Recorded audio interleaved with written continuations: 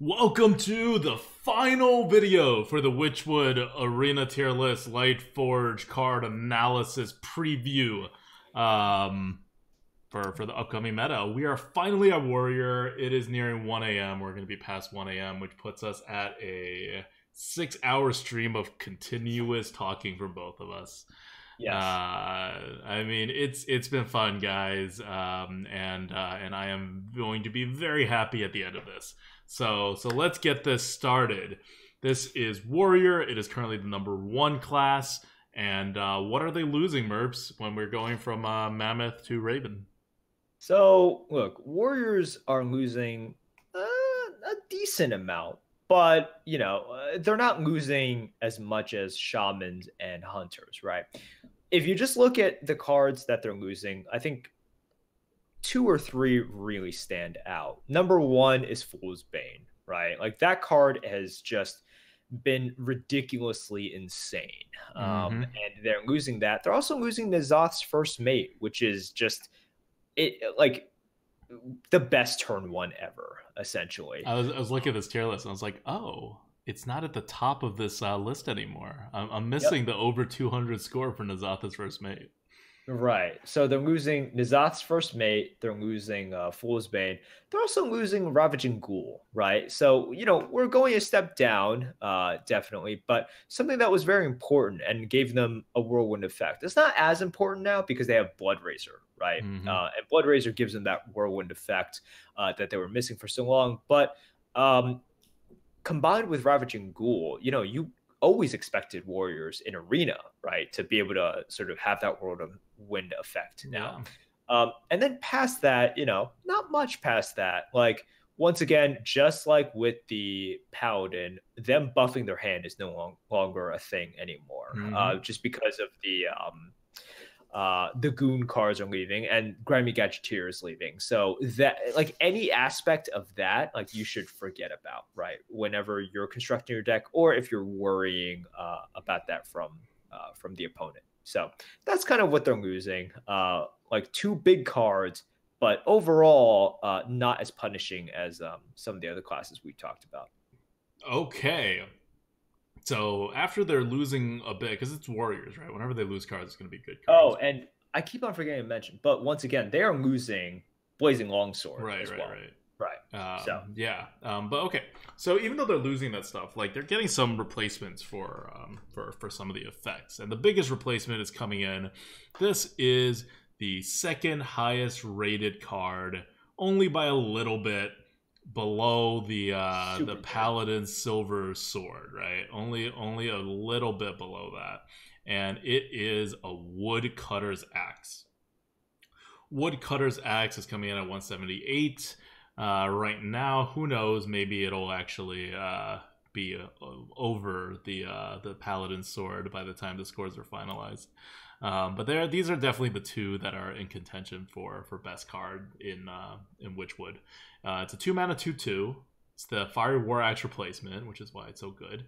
And the Death Rattle says give +2/+1 to a random friendly rush minion, which you're like, oh, you gotta have a rush synergy. But it's the Warrior, and one of the reasons why Warriors are gonna be so powerful in this upcoming meta is because they have so many rush minions. Warriors have more class rush minions by a long shot than anyone else in this entire meta, and if we know something about rush, it's that it's really good in the arena. Like, Blizzard has decided rush is just not really worth that much mana compared to charge, because there's no potential for lethal, like 1-turn kill abuse. So a lot of good rush minions are coming your way, and you see this at 178, very good. But then you're gonna see a whole bunch of cards between 140 and 120, which is, again, a very premium band. That's stuff that, like, Hunter doesn't have a single card in. That's stuff that Warlock doesn't have a single card in. That's that level of premiumness, right? This is like the rogue level of premium cards in Witchwood. So, we were talking about Paladin being really good, Rogue being really good. I'm a little worried about Warrior because they may micro adjust the Warrior down because it's been so dominant in this meta. But if Warrior keeps up its micro adjustments, then it could still remain at the top of the meta with the 10.4 drafting that allows you to take as many weapons as you want. right? Every time you get offered a weapon, you can take one. And if you're over weaponing, you can go under. So Yep. very, very key card here, Woodcutter's Axe. Yeah. Super premium, like not much to talk about there. Like the 2 mana for 2 damage is a lot of times enough, and then anything after that is a huge bonus, right? Yep. And I'm going to jump around a little bit and give another rush support. This is all about rush. This is Warrior, and it is all about rush. Town Crier at 120. It's a 1 mana 1/2, which doesn't seem all that impressive, but the battle cry says draw a rush minion from your deck. So that doesn't just mean draw a minion from your deck. It means draw a really good minion from your deck, which makes it kind of an insane card. You get something on the board on turn 1, and if you remember from like the way back when discussion in neutrals about why this Drake thing, this Marsh Drake, was so not good, even if you trade a 1/1 in to kill that 2/1 poisonous minion that it generates. It's because 1/1s are important. They are very important in early game tempo, and a 1/2 is even better than a 1/1. And this doesn't even cost a card, and it guarantees you get one of your better cards in your hand. It's just an insane card. Yep. Okay, so with that set up, we're now going to look at the 3 rush cards that Warriors have, and they are all between 140 and 130. Like, Blizzard knew what they were doing. This is like, we algorithm that based just, we don't have win rates or anything. It's based just on what these abilities do, and this means that Blizzard had an exact formula that they were looking at, and they wanted everything to be around this level for Warrior. The best one, slightly, is Militia Commander. 4 mana, 2/5, Rush. Battlecry, gain +3 attack this turn. So it's a 5/5 charger. And if it survives, then you get remaining whatever health is remaining and 2 damage. Yep. So, I mean, what more can be said about this? Like, we talked about this on the Lightforge a lot. Just on the turn it comes out, 4 mana, 5/5, ability to charge a minion, right? That's so freaking good. Like, it either trades evenly with something that comes out, or it just dominates it, right? And yeah, like, having initiative is good. Having overstated body with initiative is just ridiculous. You're gonna probably be drafting this quite often. Yeah. I don't know why you qualify that a lot. Yeah. But yeah, I mean, you never know with the buckets, but it's definitely a good card. And hey, maybe they're gonna bucket all, but they should really put all these in the same bucket, and that would mean you only get to pick one of these. Like, you'll always be picking between your rush minions. Rabid Worgen, 3 mana, 3/3 rush. Yeah. So this is one of those cards in which, like, once again, you don't really want to pick like a ton of small things, right? Especially 2/3s. Like, you pick a 2/3, goes up against this, it just dies. But what this is like really good about is you have a ton of spells that just, for 3 mana you deal 3 damage.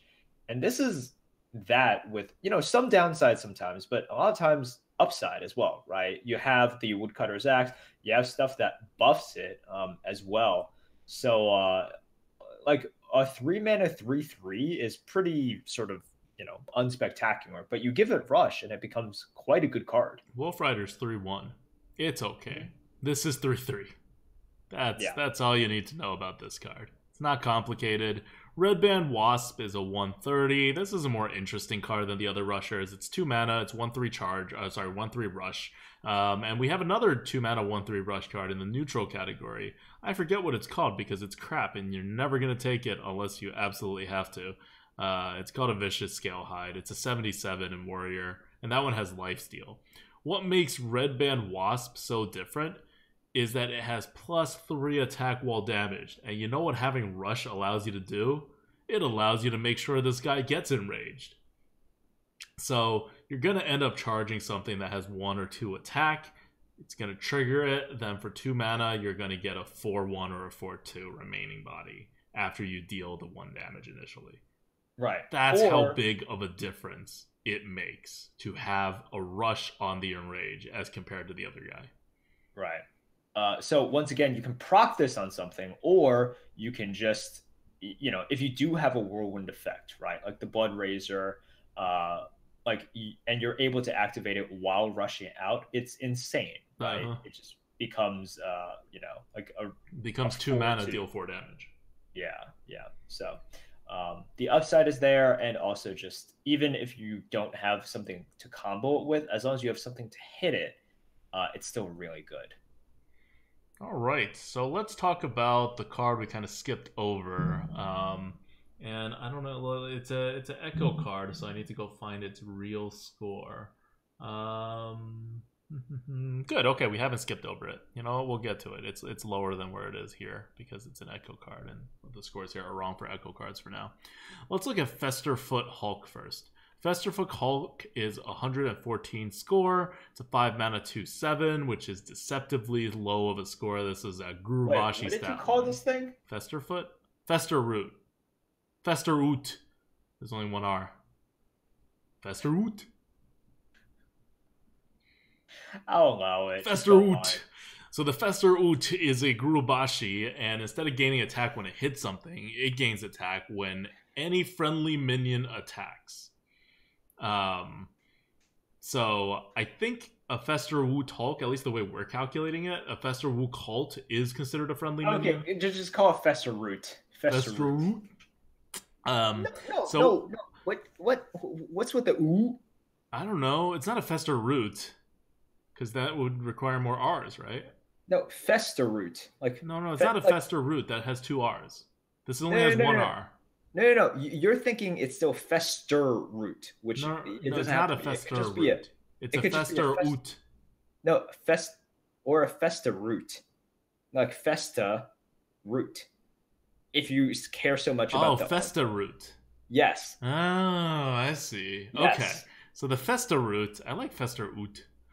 The Festerroot or the Festerroot, whatever, it's going to, whenever it attacks, so the next turn, it's probably going to survive at 7 health. It's going to be a 3/7 already. And that's if you have no other minions attacking. If, let's say, you're about to do a trade, you put this down, and then you do the trade, and it starts at a 3/7, and it's a 4/7 the turn afterwards.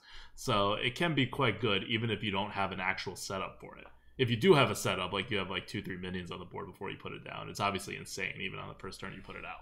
So it's just an overall very good card, but, you know, not as good if you have nothing on the board.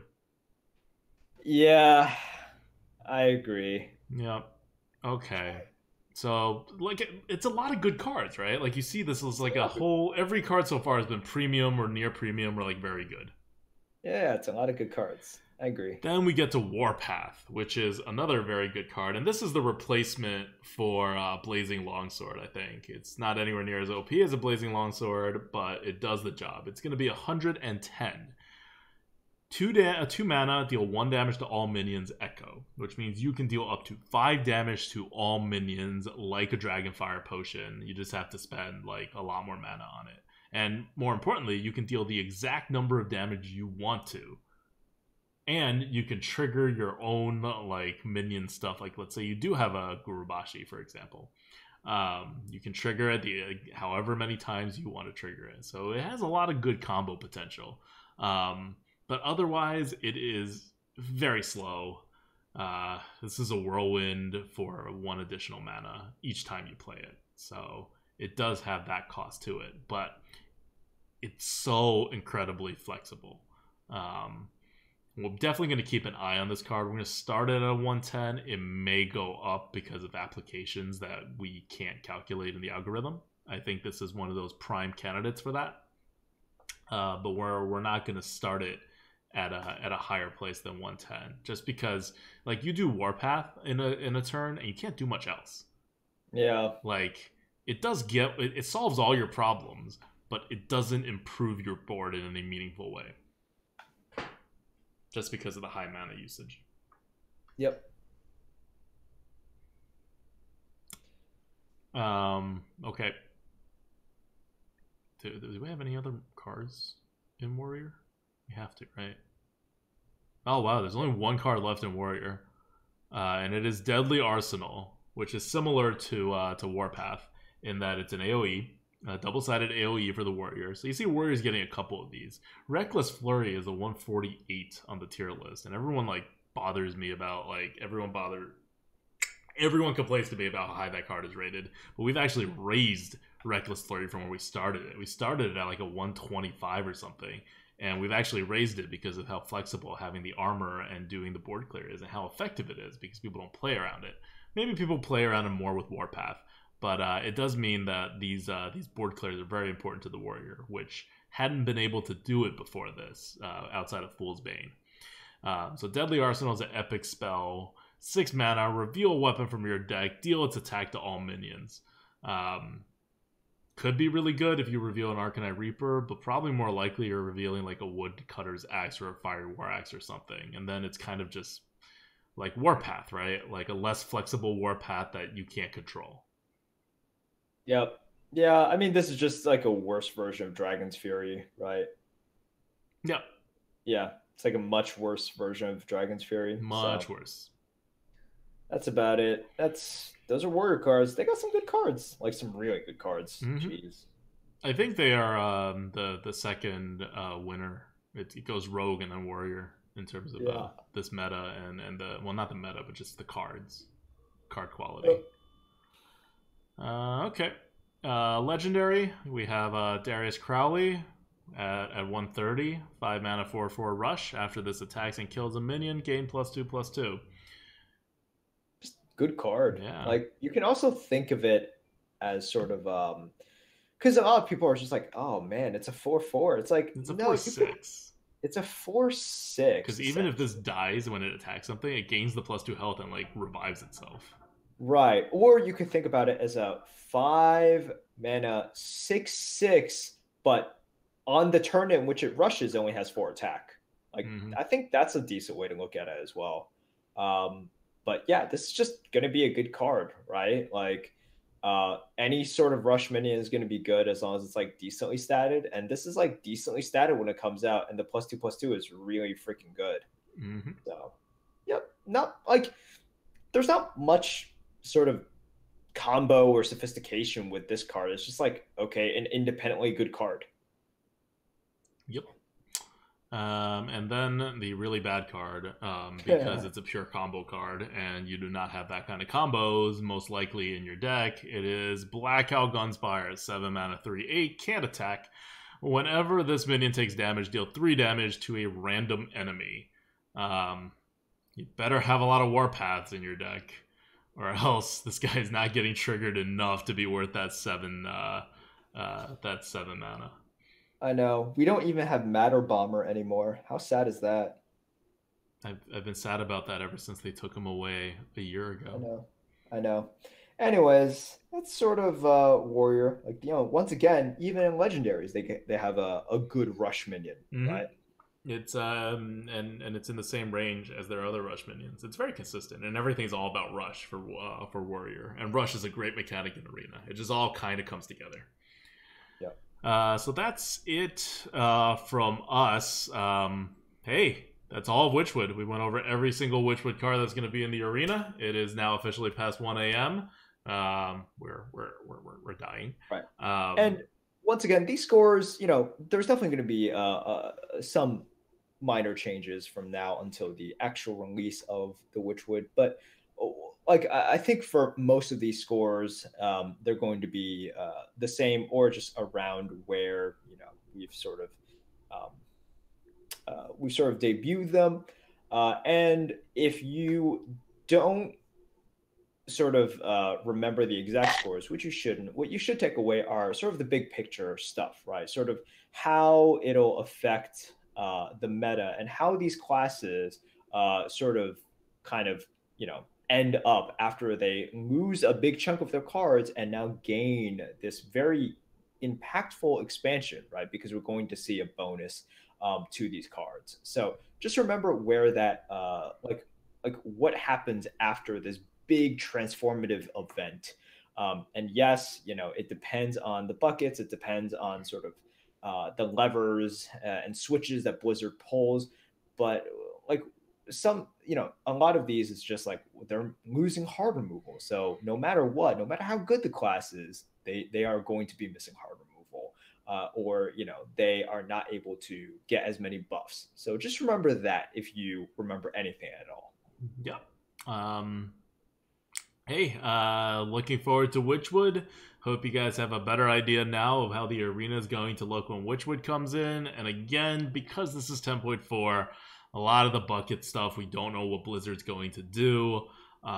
Things could be thrown off. We're currently using 50% because that's the last for the offering bonus in KNC in the new expansion, because that's the last number that they gave us. Who knows what this expansion will have, but we figure with less cards, if they did 50% last time, they're certainly not going back to 100% this time. And honestly, with the way they're doing the buckets now, having a 100% offering rate would be very problematic with the really good cards. Like, it would be, you would potentially be guaranteed like 3 or 4 of them every draft of the same card, which would make a not as fun arena in my opinion. But anyway, that's our card preview, and our meta preview, and that's it from us tonight. So give us a follow, give us a sub. Thank you guys so much for watching. And I'm ADWCTA, that's Merps. We are the Grinning Goat. This tier list will be live at thelightforge.com the day of the release, hopefully in the morning, if not at least like before the actual release happens. All right. Thank you guys. Good luck in the new arena meta. Good luck with all of your runs, and have some fun. Yeah. One last shout out to our patrons. Patreon.com/grinninggoat. Thank you guys so much for the support. Bye. See ya.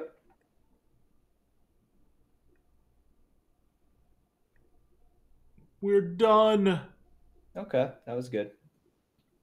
We are done.